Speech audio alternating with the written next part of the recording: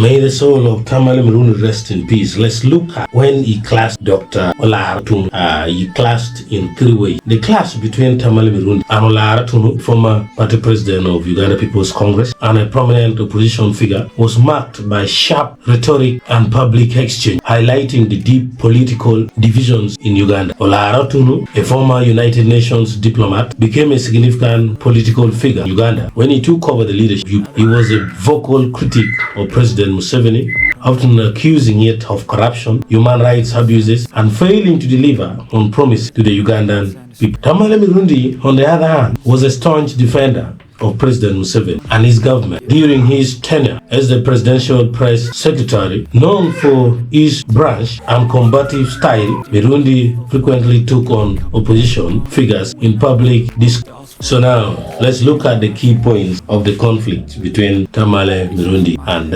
Olara Otunnu. Number one is political criticism. Olara Otunnu often criticized the NRM government, accusing it of manipulating, like stabling democracy and perpetuating corruption. He positioned himself as a champion of democratic rights, often calling reform, challenging Museveni's leadership. That's Olara. Then Tamale Mirundi, in rest, accused Otunnu of being out of touch with the realities of Ugandan politics. He often dismissed Otunnu as best and accused him of being a failed politician trying to gain relevance through empty rhetoric. That's what Tamale. Number two, there has been personal attack. The exchanges between Mirundi and Otunnu were not just political, but often turned personal. Mirundi was known to mock Otunnu's political career, questioning his effectiveness as a leader and accusing him of living in the past. Then Otunnu, in turn, often portrayed Mirundi as a mere mouthpiece of the government, lacking independent thought and blindly defending a corrupt regime.